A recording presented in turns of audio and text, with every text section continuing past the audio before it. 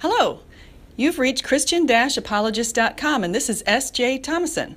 And today I'm going to follow up on questions that I've recently asked atheists with more questions. I have 5 additional questions. She's back!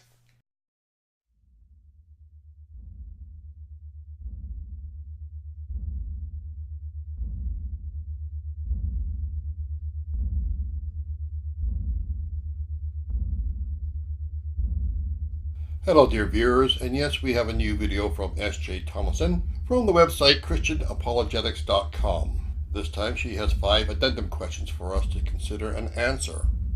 Now, I am sure you're all well aware of her original video, 11 questions atheists cannot answer, all of which were easily answered by myself and many others, including the renowned, or I guess in S.J.'s circle, the infamous Aaron Raw, who posed a question to her in return. Why would you think that an atheist can't answer this? Like everything else you believe, this too doesn't make any sense. Anyone studying comparative religions can answer this, regardless whether they believe in any God. And why are we only talking about Christianity? What makes you all so special? This question seems to have been either missed or more likely ignored by SJ and her followers. A link to Aaron's video is in the description, and it is a must-see.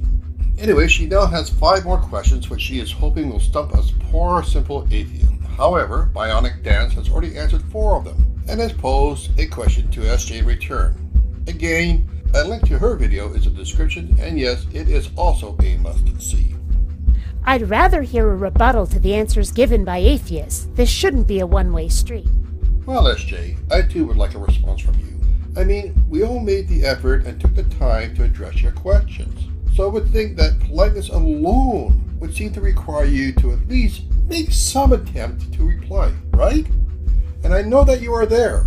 After all, you do read and answer some of the comments on your channel. And we have both traded more than a few tweets between us. Now, could it be that you're not really interested in hearing what we have to say and only posted your videos in order to gain some attention? Is that it? Are you just some sort of attention-seeking troll? Anyways, let's see what you've got for us this time. The first question is a little long, so hang on for a second and let me explain. Despite the culture or era, sane humans have the innate sense of what's right and what's wrong, and we prefer to do what's right to help our fellow humans. No matter the major religion, we are all aware of the golden rule. We prefer the humble over the braggarts, the selfless over the selfish, and the truthful over the liars. Cross-cultural scholars, such as Gert Hofstede, Fons Trompenaars, Robert House, and Shalom Schwartz, have found that societies vary in ways inconsistent with our innate morality. For example, not all societies are considered collective or cooperative. Collective societies are in Asia, Northern Europe, the Arab region, Africa, and South America. Highly individualistic societies are in Western Europe, the United States, and Canada. Many societies in the world are hedonistic, hierarchical, and have preferences against gender egalitarianism. So, what we ought to do is often inconsistent with what we are doing. How do we know what we ought to do? How do we know it's right to help the needy, feed the poor, and act in a cooperative way? Evolutionary biologists have made observations to show that cooperative societies were better poised for survival, and over thousands of years in the distant past, groups have fared better than individuals. Yet even in historical times, we have examples of highly individualist and highly successful societies, such as those in ancient Greece and Rome. Cooperative societies over the past couple of thousand years have not necessarily been better positioned for survival, because it has been shown that individualism is more beneficial in some ways. For example, a multitude of global studies have correlated gross domestic product with individualism. Individualism also corresponds with capitalism, innovation, and entrepreneurship. So why do even individualists know that we ought to help the weak, feed the poor, and be honest, just, empathetic, and loving? Why is it that all societies, regardless of their practices, know what we ought to do? Where do we get this moral compass? Lord fuck a duck, that was 2 minutes of the most convoluted pile of gibberish I have ever heard. It took you over 2 minutes until you finally got around to your main point in question. Hell girl, your original 11 questions video was under 2 minutes long. I have to give Bionic Dance credit. She pretty much addressed every question and point you're trying to lead with. She has a hell of a lot more patience than I do. Anyways, from what I can make out from your gibberish, you are basically repeating questions 8 and 9 from your original video. Basically, you're asking, where do we get our morality from? And I've already answered both these. But let's give it another go, shall we? Perhaps the answers will sink in this time. Morality comes in from within our culture and society. And yes, even the local church can and does have some degree to play in the development of a society's moral standards.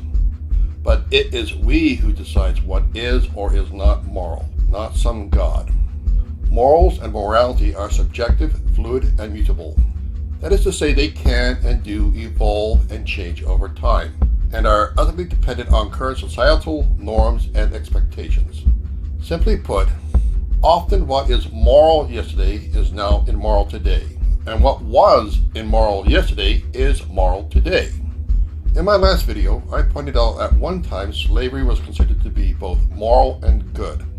Also, at one time, it was considered the moral duty of every faithful person to put to the sword all heretics and non-believers. Early European settlers believed they had a moral, God-given right to invade the lands populated by other peoples and to displace them by any means possible, including genocide, all in the name of holy colonization. Today, all these actions or institutions are now considered to be morally reprehensible and utterly unacceptable. Our morals evolve and change over time, and in some cases they can change overnight during extreme social stresses such as war, revolution, or either economic or ecological collapse. To say that we get our morals from a god or gods and that those morals are objective is patently and demonstrably false. Because as Robert A. Heinlein's protagonist, Lazarus Long, in the novel Time Enough Love noted, men rarely, if ever, manage to dream up a god who is superior to themselves. Most gods have the manners and morals of a spoiled child. And this is especially true for the God of the three Abrahamic religions, especially the version that you worship and bow down to. Your God's moral code includes and condones the following: 1. Rape. 2. Murder. 3. Slavery. 4. Robbery. 5. Genocide. 6. Infanticide. 7. Genital mutilation. 8. Despotism. 9. Cannibalism. And many other acts we consider to be immoral today. Indeed, if I followed your God's moral code to the letter, I would be at best locked up and isolated away from society until the day I die, or I would be executed on the spot. It is safe to say that our morals come from us alone, from our culture, our society, our empathy, and that they evolve and change over time to mirror our society and its norms. They are subjective and not objective, and no God is or ever was involved in their development. 2. What accounts for the empty tomb and the resurrection appearances of Jesus? Roman pagans, Jews, and Christians in Jesus' time have all indicated that Jesus' empty tomb was found by second-class women. In fact, Paul stated that 500 people witnessed Jesus over the next 40 days after he rose from the dead. Many biblical and extra-biblical sources have indicated that early Christians preached illegally for the first few hundred years in support of Jesus. They preached for decades, braving beatings, stoning, crucifixion, beheadings, and some were burned to death. You do realize that the New Testament itself contains 4 widely differing versions of the empty tomb story, right?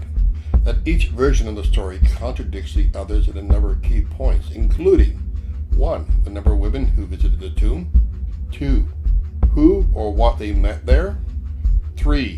The number of strangers who were at the tomb. 4. What was said, or 5. Even if the tomb was open or not. The thing is that apart from your Bible, there is absolutely no corroborating evidence from outside sources that the Jesus of the Bible even existed, or that any of the events attributed to him ever happened. The only mention of him and his miracles comes from your holy book. And as Bionic Dance aptly pointed out, your book is the claim, not the proof. 3. If an atheist position is that the universe is the product of chance and necessity instead of the product of intelligence, how can he or she explain the fact that the universe is structured rationally, logically, and with mathematical precision and predictability? Pope Benedict XVI said, "If nature is really structured with a mathematical language, and mathematics invented by man can manage to understand it, this demonstrates something extraordinary. The objective structure of the universe and the intellectual structure of the human being coincide." What you are failing to understand is that the universe is both rational and seemingly chaotic. There are four fundamental forces at play within our universe. 1, the gravitational force. 2, the weak nuclear force. 3, the electromagnetic force. And 4, the strong nuclear force. The laws that govern these forces came into being when the singularity that contained all the matter and energy that would make up our universe suddenly and dramatically erupted outwards, the so-called Big Bang. And yes, I will freely admit that we do not know what caused that initial eruption, but we are learning more and more each day, and in time we will be able to explain it. But our looks into both quantum and non-quantum physics teases us with the possibility of a multiverse existing, that there could be countless other universes that have radically different laws in play. As we explore and learn more about the universe, the less likely the possibility of a God being responsible for it becomes. As for mathematics, math is what we humans use to make sense of this world and universe. It is simply a tool and a language we created and used to account for what we have observed and to make predictions. And it has been a very powerful tool. With it in the 1930s, we predicted that there should be some form of background radiation left over from the Big Bang. We found and confirmed it back in the 1960s. The same holds true with our exploration into the subatomic world. Math tells us what to look for and hints at where to look. Math also explains how our seemingly chaotic universe is actually rational, and how order comes from chaos and chaos from order. If anything, mathematics has done more to remove God from creation than any of the other sciences and arts. And the more we learn and explore, the less we need a God to explain anything. 4. If atheists adhere to the belief that the purpose of human life is merely to procreate and survive, is it possible to determine that human life has any more value than animal life, since animals share the same basic purpose? In the ultimate scheme of things, human life is no more important than any other animal life, and will, in time, share the same fate, total and utter extinction. However, because we are part of the human race, and not that of, say, the feline race, we do, as a group, place a higher value on human life than we do most other animals. It is this that allows us to utilize them as a food source. However, on an individual basis, we can put a higher value on an animal that we have made a personal bond with than we would other humans. I personally place a higher value on the lives of the cats I have had in my life than I do with the vast majority of humans. That is because I developed a deep and personal bond to those cats, and at best share only a superficial bond with most of my species. Also, we will take great risks to save certain animals that we have no actual bond with, other than a self-imposed emotional one. The question is human life more important than animal life? The honest answer is no. We are all equally animals, and in the end have exactly the same value. 5. Why have so many atheists determined that the life of a fetus in the mother's womb is less valuable than the life of his or her mother? What standard do they use to value human life? A better question is, why do Christian theists value the life of a fetus over that of a woman who is carrying it? After all, your holy book describes abortion in great detail in Numbers 5, verses 11 through 31, and seems to have zero problem with it. Plus, under classical Jewish law, which is the basis of all biblical law and teachings, the unborn fetus is not considered a person until it has been born. The fetus is, in fact, to quote the Bible, regarded as part of the mother's body, not unlike her thigh, and is not considered to be a separate being until it begins to leave the womb during childbirth. Indeed, under rabbinical law, it takes 40 days after conception for a fertilized egg to be no longer considered to be nothing more than mere fluid.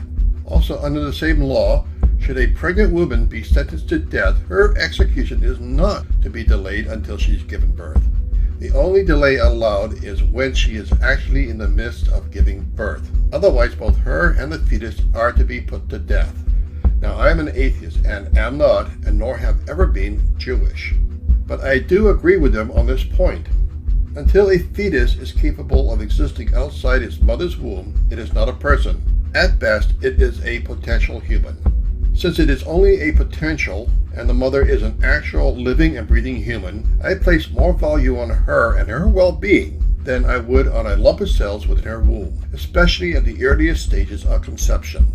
I personally do not agree with abortion as a primary form of birth control, but there are times when it is the only option available to a woman for a number of reasons. The decision to abort or not is between her partner, if there is one around, and her doctor. No one else should have any say in the matter, even if they disagree with the procedure. You don't like abortions? Fine. Don't have one. That's your choice.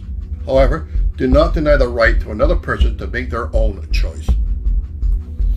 Thank you very much. I really appreciate the fact you stopped by. If you'd like to read more from what I've written or see more videos, you can stay on this channel. Please subscribe.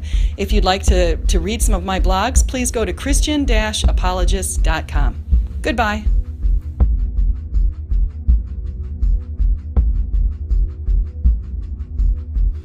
Bye-bye, SJ. I look forward to hearing your rebuttals to my answers soon. Not. In fact, I doubt you'll even watch this. Although I expect some of your followers might, and no doubt they will make their feelings known in this video's comments section, which of course will be left wide open and unmoderated as usual. And I don't ban anyone, so please invite your fans to visit me, leave nasty comments, and thumbs down. Anyways, that's it for now, friends. I am hoping to have another video up shortly that is of a more political nature. Till then, please rate, share, comment, and subscribe. I would really like to see maybe 50 subs by the end of the year. Oh well. Till later, take care.